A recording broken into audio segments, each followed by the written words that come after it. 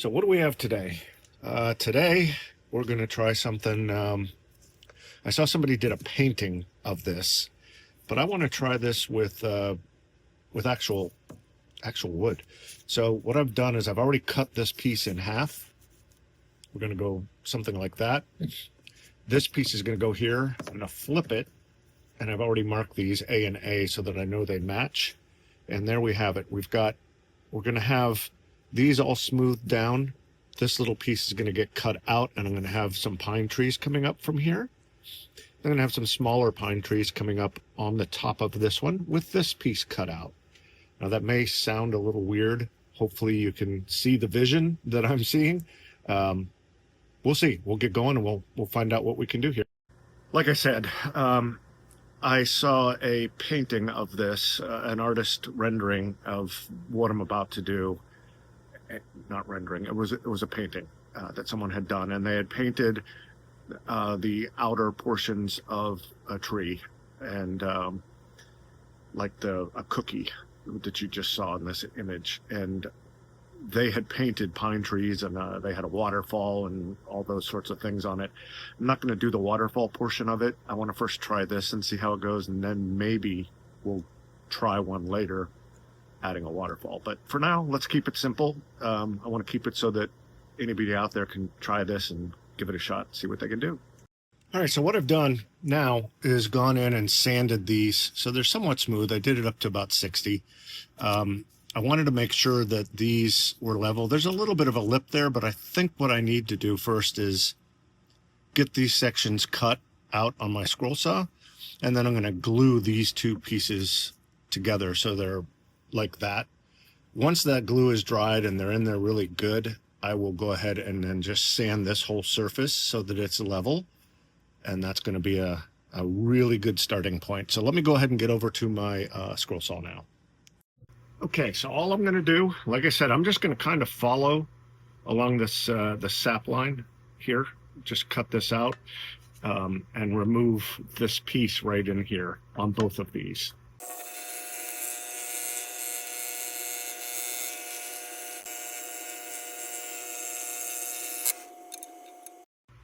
What I need to make sure I can do at this point is I want these two distances to be the same. I want them to match up. So now that I've got this one cut, I'm going to make a mark right there so that I know, and I can bring it down a little bit if need be, but I want to make sure I'm pretty close to where those two match up. That way I have a nice smooth line together.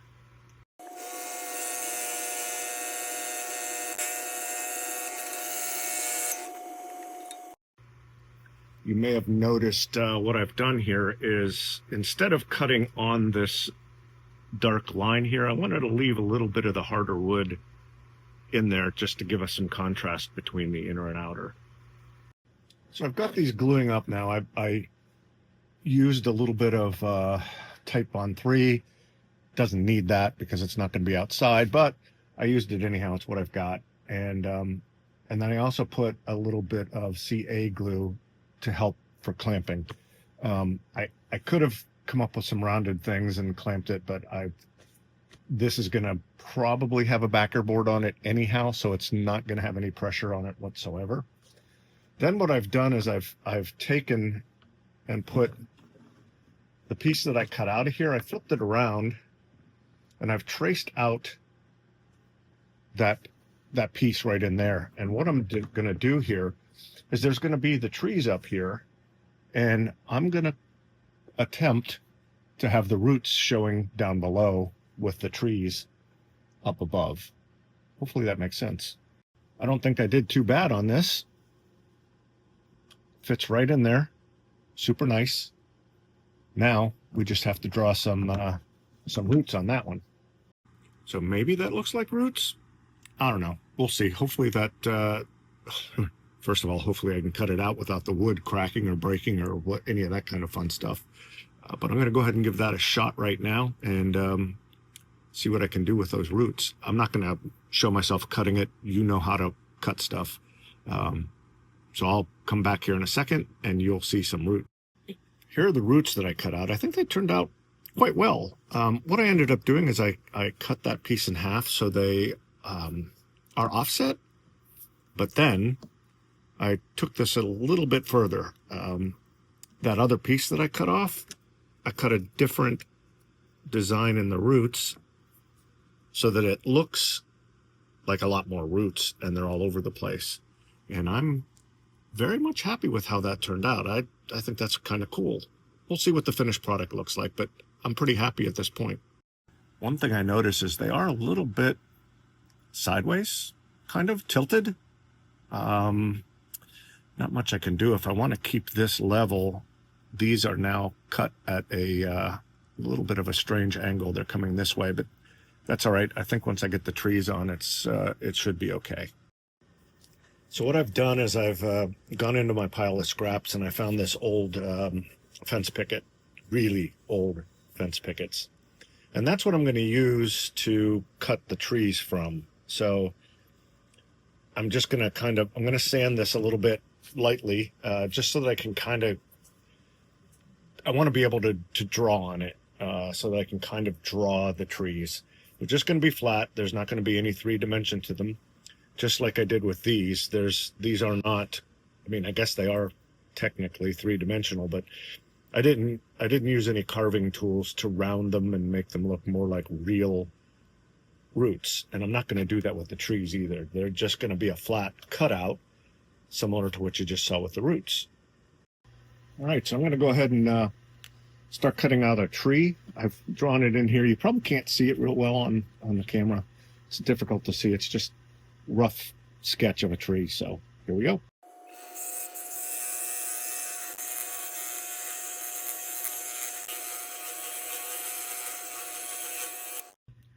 There we have it. Tree number 1 is done. All right, look at that. That's pretty cool. So I've cut the bases out on these so they fit right in like so.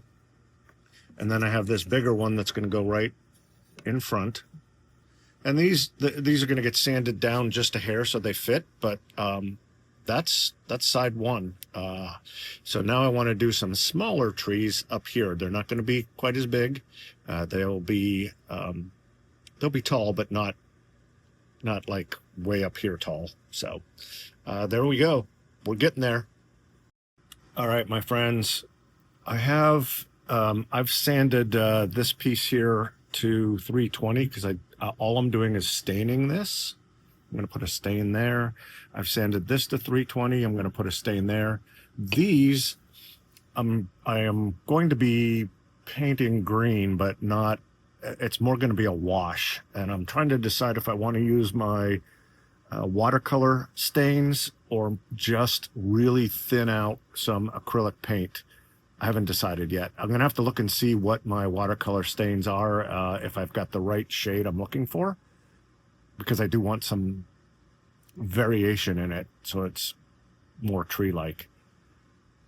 Anyhow, so that's what we're going to do next. I'm going to get my paper down and we'll go ahead and we'll paint.